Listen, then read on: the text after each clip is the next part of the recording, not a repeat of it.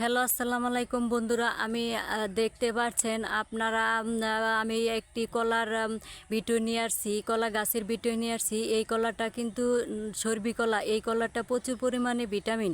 এই কলাটা গর্ভবতী মায়েরা যদি খায়, এই কলাটা তখন গর্ভবতী মায়েরা খেলে এই কলাটা বাচ্চাদের গায়ের রং ফর্সা থাকে এবং প্রচুর পরিমাণে ভিটামিন আছে, গায়ের রং ফর্সা থাকে। তো কলার বাচ্চাটা সুস্থ রাখে।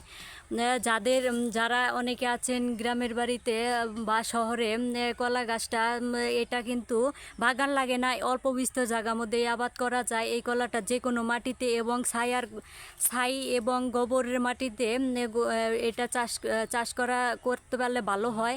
এটা সর্বি কলা, দেখেন এটা খেতে অনেক ভারী মজা এটা, এবং যে টেস্ট, এটার মধ্যে ভিটামিন এ, বি, সি অনেক ধরনের ভিটামিন আছে। এসব খেলে শরীর সুস্থ থাকে এবং অনেক উপকারিতা হয়। এই কলা অনেক কলার চেয়ে এই কলাটা একটু আলাদা। এটার মধ্যে ভিটামিন সব কলার চেয়েই বেশি। এটা দেখেন, এই যে আরও অনেক আছে কলা গাছ। তো আপনারা দেখেন কলা গাছে, একটা কলা গাছে কিন্তু অনেকটি কলা আসে। একটা কলা গাছে অনেকটি কলা আসে, অনেক কলা আসে। এটা কিন্তু ছোট এবং এই কলা গাছটা একটু বড়, কলাটা একটু বড়। গাছটা যদি সুস্থ সবল এবং মোটা থাকে, কলাটাও কিন্তু পোক্ত হয়।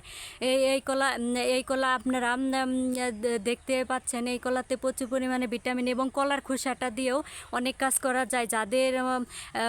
যাদের মুখে ব্রণ আছে, কলার খোসাটা ঘষে ঘষে দিলে ব্রণটা চলে যায় এবং মুখটা ফর্সা করে।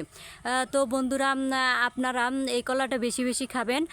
তো আমার ভিডিওটি ভালো লাগলে একটা লাইক, একটা কমেন্ট, একটু শেয়ার করে দিবেন। আসসালামু আলাইকুম, ভালো থাকবেন।